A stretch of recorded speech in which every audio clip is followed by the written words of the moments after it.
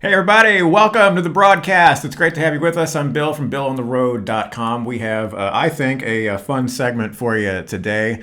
We're going to talk a little bit about Pittsburgh, Pennsylvania. I've been there, I think, twice to Pittsburgh, most recently a couple of years ago. And there is a new book out by Karyn Locke. She's a travel writer, travel blogger. There's the book right there. It's called Secret Pittsburgh, and we're going to jump on and chat with her right now. Hello, Karyn. How are you? Hi, Bill. How are you? I was telling Karyn right before we went on that she has, I believe, the most comfortable looking, set up there of any guest I've had so far. You look very cozy in your living room. You have to work for comfort at this point. Everybody's staying so much that I'm all about the comfort chair. Well, good for you. Congratulations on the book, Secret Pittsburgh, A Guide to the Weird, Wonderful, and the Obscure. And so you don't live in Pittsburgh, right? You live close to Pittsburgh. Like that's your biggest city, right? Nearby city?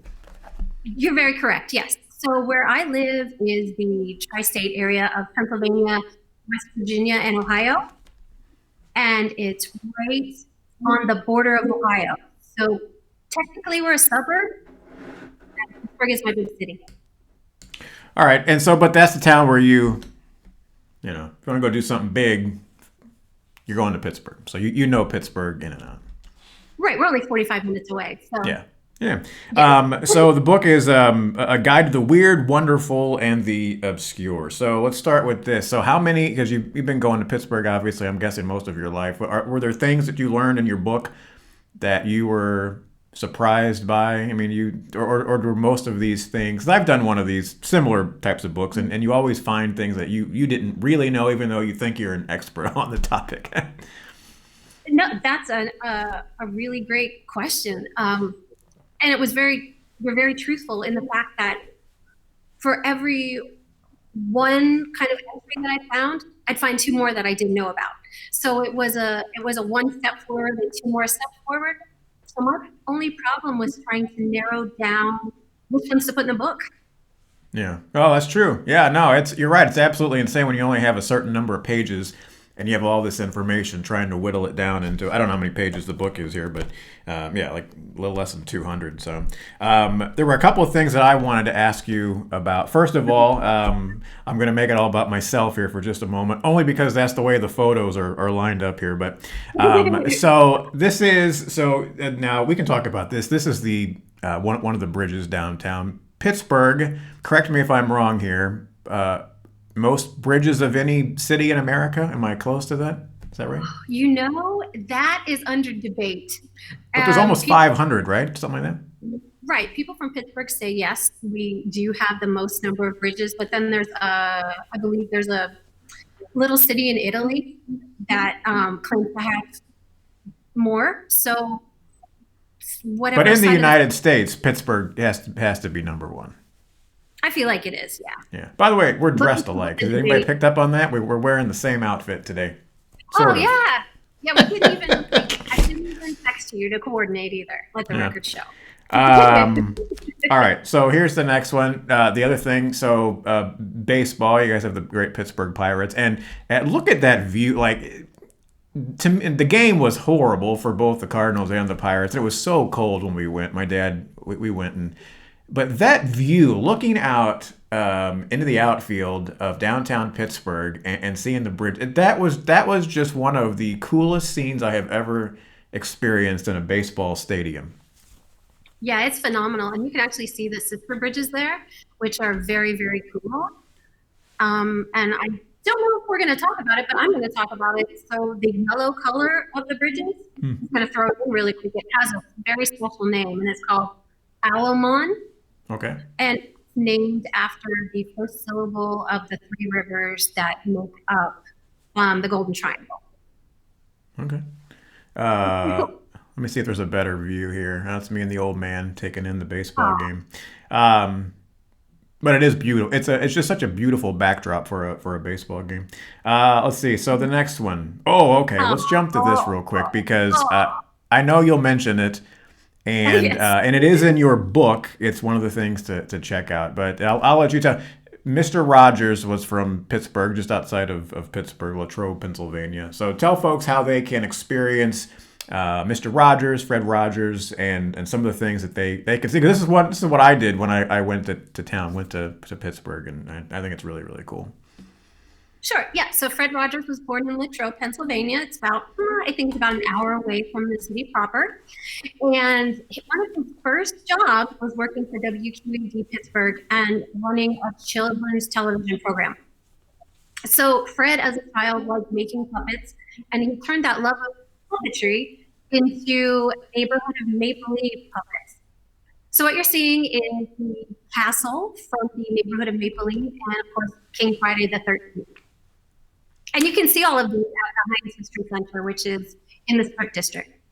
Yeah, it's really cool because you can go and you can see. You mentioned obviously we're looking at the castle. They've got. Do we have any others? I think there's one more.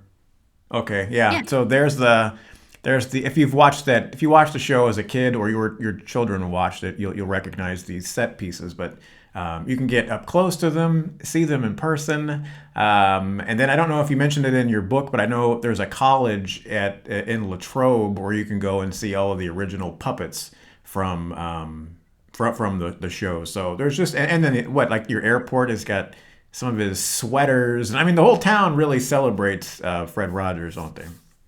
Well, not only is he a hometown hero, and I guess you'd say a Western Pennsylvania hero, but he's my childhood hero. So I know everything I possibly can. And you're right. Yes, there's a college in Latrobe that houses tons of artifacts and information about him.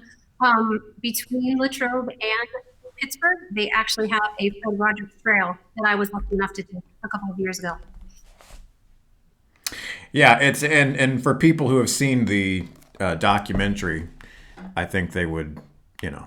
Well, I didn't see the movie. There's a Tom Hanks movie, I think, right? Also, but the documentary where it focused on his life and career, I think that kind of gave a renewed interest to Fred Rogers, and that's really how I started to finally appreciate the guy after all these years, as having watched that and then going to Pittsburgh and obviously seeing all those set pieces at the one of the museums there. Let me go to this. So there you are. You're looking out over the river there. Tell people. I've done this. I have done this. Tell people what it is. So that is Mount Washington where I'm standing, and it's the observation deck. And what you see, the red and yellow, we call it an incline, but that is the decaying incline, and it goes from down below at Station Square up to Mount Washington. I mean, probably dozens of times a day. Rain, shine, 365 days a year. And it just overlooks the Golden Triangle and Point State Park at the fountain. It's just such a beautiful ride, and it really does showcase the beauty of the city. It's kind of nice to get a kind of a vantage point of the area that I think is cool, especially if you're starting out your trip to go up. And do you know what was the original purpose of it? Because Pittsburgh's very hilly. Like it's just so was that part of the deal to get people from point A to point B at some point in time? Literally, it was. Several inclines existed back in the 1800s and early 1900s. Only two are in existence right now, but they were a way for workers to get from high atop Mount Washington down below and get the job done and come back. All right. Okay. So the next one on our list here that I want to mention is this. It's a I'm sorry. I guess I have to show it. It's a towel. By the way, I saw your team play the other night. Most recently, we won't bring that up, but it did make me think of this, and I wondered if maybe there were towels in the audience somewhere in the stands. So in my neck of the woods, being on the Ohio border, it's a huge battle between Cleveland Browns fans and Pittsburgh Steelers fans. So where I live, it's kind of divided. Probably, I would say 50-50 maybe. Um, so there are some happy folks in my neck of the woods, and there aren't so happy folks. But what is the significance of the terrible towel? The Myron Cope Terrible Towel, that's the official name, started with caster Myron Cope trying to rally the fans and literally told them to take their kitchen towels out during the next football game and wave them in the air. And it caught on. So Myron Cope made the first terrible towel, and all of the proceeds go to a local school. Oh, cool. That's neat. Yeah, it's a very cool story. Now, the one thing that really jumped out at me, and there were quite a few, and you have great color photos in here as well. Thank Um, you. but the one thing, and I've got it marked, so I wanted to make sure we mentioned it here. And I didn't know this, and I think this is kind of interesting. And I think we have a picture here. Let's see if we got it here. So there now, so in the book, in the chapter here, this is page 18. It says, "Don't run over my chair." So tell Yeah. people a little bit about what this is. Now, granted, I see Mr. Rogers is painted on there, but that necessarily isn't. That's not. Well, what tell us about the chair? The chair's. So people in Pittsburgh have this thing where it's called the Pittsburgh parking chair, and it started out of necessity due to the fact that so many of the roads in and around Pittsburgh are hilly and very, very narrow. So we have a lot of snow where I live, and people would spend a ton of time shoveling their car out, and they didn't want to give up that parking space, so they would take an old chair and put it in that spot, drive back, put the chair out, and park in their spot. So it's kind of like, I do this, it's mine. And you know what's funny is I'm actually surprised that more cities haven't done, and maybe they haven't. I just don't know about it. But I'm surprised more places don't do that because parking, especially now, is. I mean, even in the subdivision where I live, was built in the early 50s when you had one car, right, and then you had the driveway and you parked in the driveway, and now everyone's got my next door neighbor, they've got two kids. Well, they each have a car. Mhm. If their girlfriends are visiting, yeah, cars all over the place. So I'm curious. I'm wondering why more cities don't do that. So Yeah, Pittsburgh's I'm ahead not of the sure. curve. You know what we are? It's very practical. And researching the book, there is no law against having a parking chair. And as long as you're not impeding somebody driving down the street or blocking someone else's driveway, you're good to go. Yeah, I think that's really cool. Well, it's a fun book. Let me ask you just a little bit about just Pittsburgh. For people who have never been, they've never visited. What are, and we've mentioned a couple of them here, but what are maybe two or three things that a tourist coming to town for the first time to Pittsburgh should absolutely do? It's got to be on their list.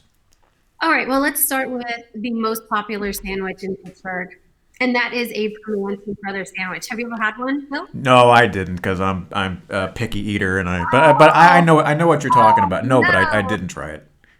So there are several locations, Permanente Brother locations in and around Pittsburgh, but the one in the Strip District is the original and the one that I always flock to.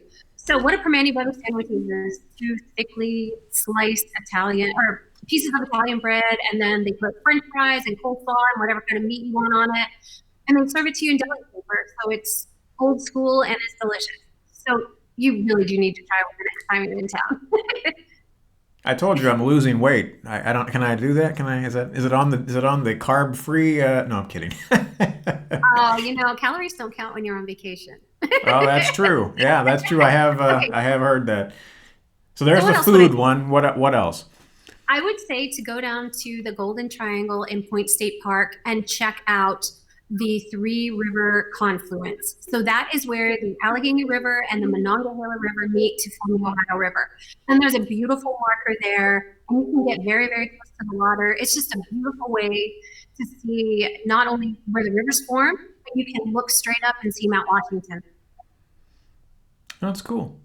And then Um, in Washington, you have to take an incline ride up the Duquesne incline and check out the view from up high to see where you were.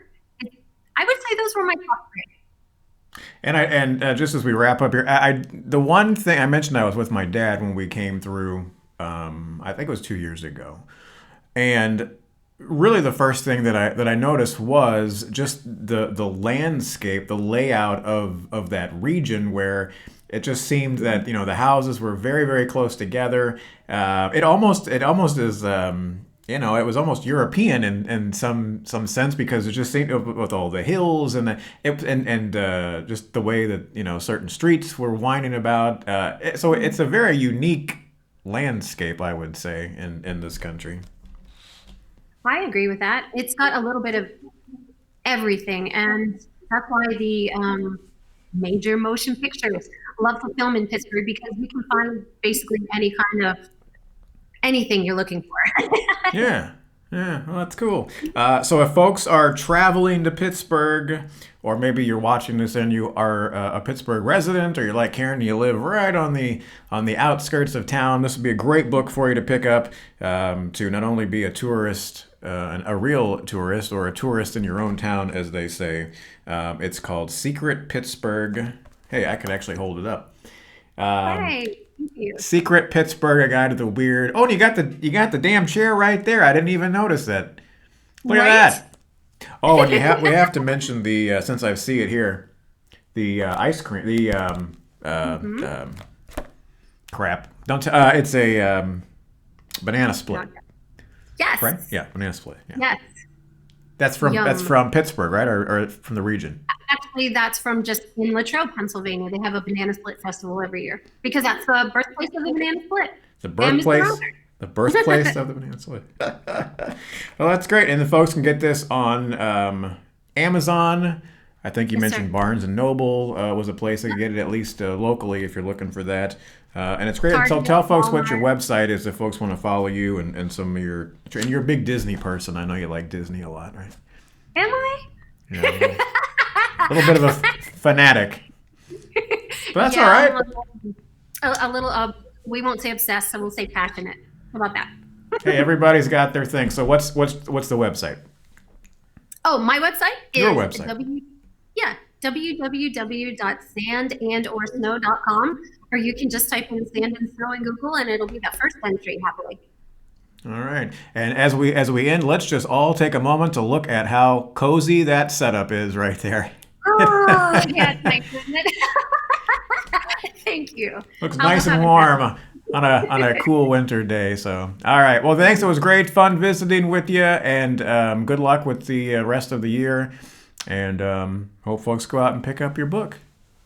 Thank you, Bill. Thanks for having me. Yeah, you got it. All right. So there's Karyn Locke. The book again is called Secret Pittsburgh: A Guide to the Weird, Wonderful, and the Obscure. So that's it for us. Thanks for watching, and we'll see you next time.